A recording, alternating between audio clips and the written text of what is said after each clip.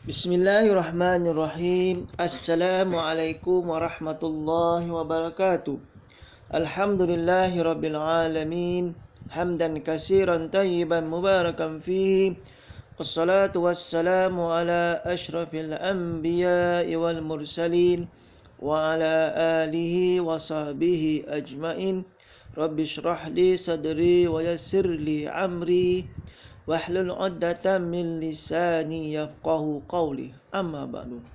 Alhamdulillah, kita panjatkan kesyukuran kepada Allah Subhanahu wa taala.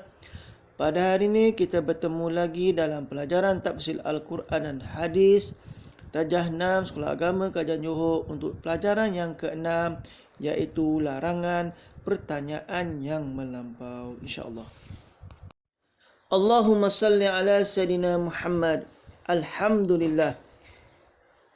Kita mulakan pelajaran yang ke-6 ini dengan membaca hadis yang diriwayatkan oleh Imam Bukhari dan Imam Muslim.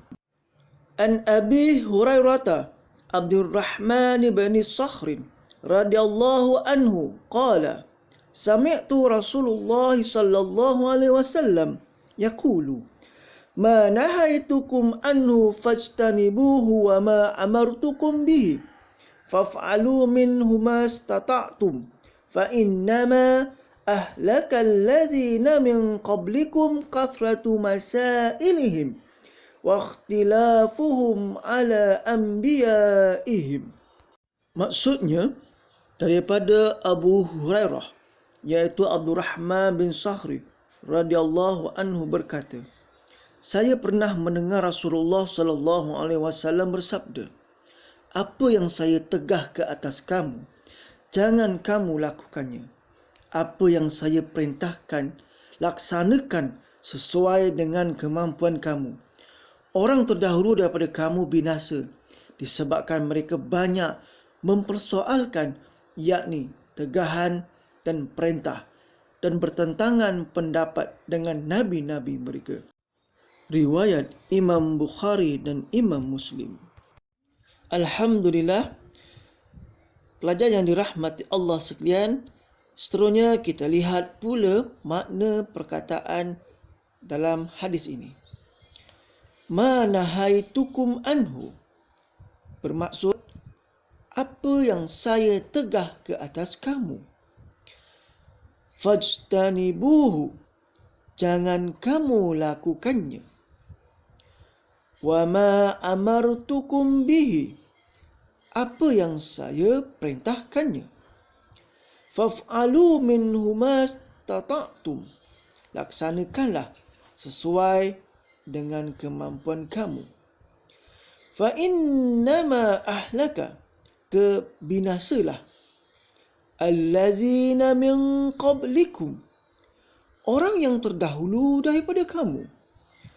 Kathratu masailihim, banyak mempersoalkan tegahan dan perintah. Wakhtilafuhum, dan bertentangan pendapat mereka. Ala anbiya'ihim, dengan nabi mereka. Alhamdulillah, seterusnya pelajaran yang dirahmati Allah sekalian. Sekarang kita masuk pada huraian hadis. Dalam hadis ini Rasulullah sallallahu alaihi wasallam telah menguraikan berkenaan dengan kepatuhan seorang hamba dalam melaksanakan suruhan dan menjauhi larangan.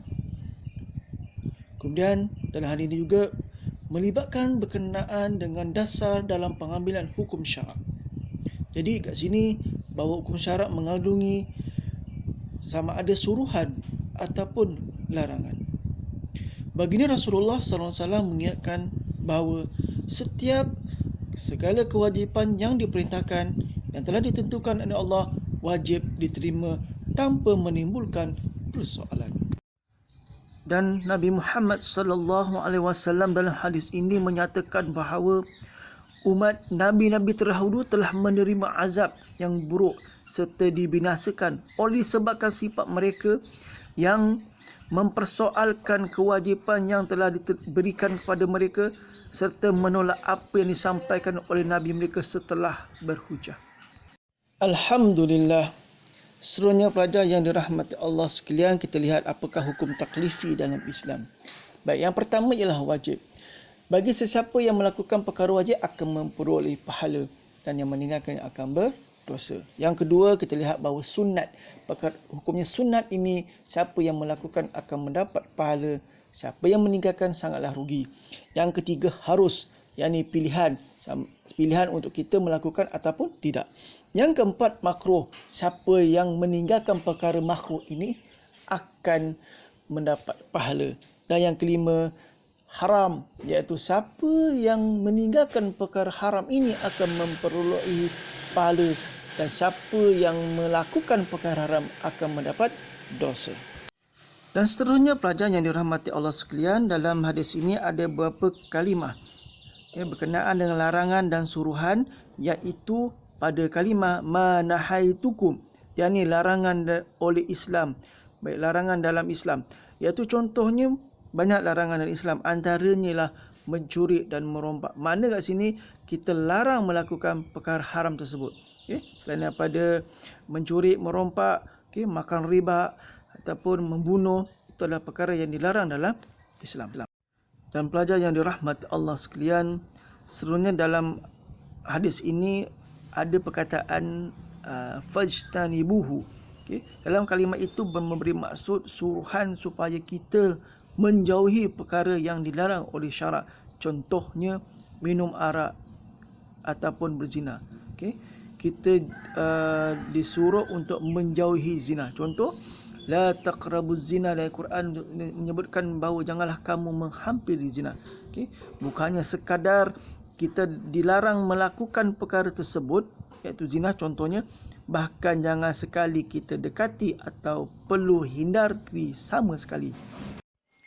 Alhamdulillah, seterusnya kita lihat pada kalimah mastata'tum.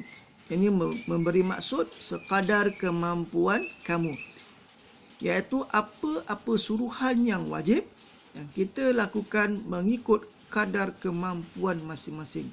Sebagai contoh, kita lihat pada ibadah solat. Jika kita tidak mampu melakukan solat secara berdiri, maka kita dibolehkan untuk melakukan solat secara duduk. Ataupun kita lihat pada ibadah haji, di mana kita tidak berkemampuan untuk mengerjakan haji disebabkan keselamatan, contohnya sekarang COVID, ataupun tiada kewangan, maka kewajipan ibadah haji ini masih lagi belum tertanggung ke atas dirinya. Sebagaimana di awal penerangan tadi, umat terdahulu telah dibinasakan oleh sebab sikap mereka yang terlalu banyak bertanya. Dan dalam Islam ada pertanyaan yang dibolehkan, iaitu apa? Perkara yang berkaitan dengan agama atau kehidupan harian. Sebagai contoh, bertanya tentang menuntut ilmu, tentang meminta fatwa ataupun meminta pandangan daripada golongan orang alim. Kita bertanya tentang panduan, pencerahan dan nasihat. Jadi itu antara contoh yang boleh kita tanya berkaitan dalam agama dan kehidupan harian. Allahumma salli ala sayyidina Muhammad. Yang terakhir sekali ialah berkenaan dengan pengajaran yang kita boleh ambil daripada hadis di atas, iaitu yang pertama, setiap Muslim wajib mengetahui dan mematuhi, mengikuti, iaitu ada perkara yang wajib dilaksanakan dan ada yang wajib ditinggalkan dalam Islam. Kemudian yang kedua, larangan Allah Ta'ala adalah perkara yang diharamkan, sama ada melakukan bahkan mendekatkan juga dilarang. Yang ketiga, hikmah di sebalik segala larangan itu adalah untuk menghindarkan diri kita daripada perkara yang boleh memudaratkan dan kerosakan dalam kehidupan kita. Dan yang keempat, bahawa sesungguhnya ajaran Islam itu adalah mudah dilaksanakan. Keringanan ini diberikan kepada orang yang tidak berupaya. Dan yang terakhir, hikmah pengajaran yang kita boleh ambil ialah wajib menerima segala yang dibawa oleh Nabi Muhammad SAW tanpa menimbulkan persoalan dan perselisihan pandangan. Maka perlulah merujuk kepada golongan para ulama yang muktabar adalah wajib. Jadi kita kena perlu rujuk kepada para ulama dalam permasalahan agama, insya-Allah. Sekadar itu untuk perbincangan kita pada hari ini berkenaan hadis larangan pertanyaan yang melampau, dan mohon kepada pelajar untuk mengulang bagi mendengar penerangan tersebut, kemudian jawab soalan yang diberikan.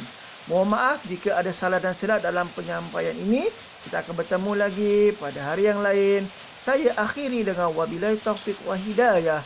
Assalamualaikum warahmatullahi wabarakatuh.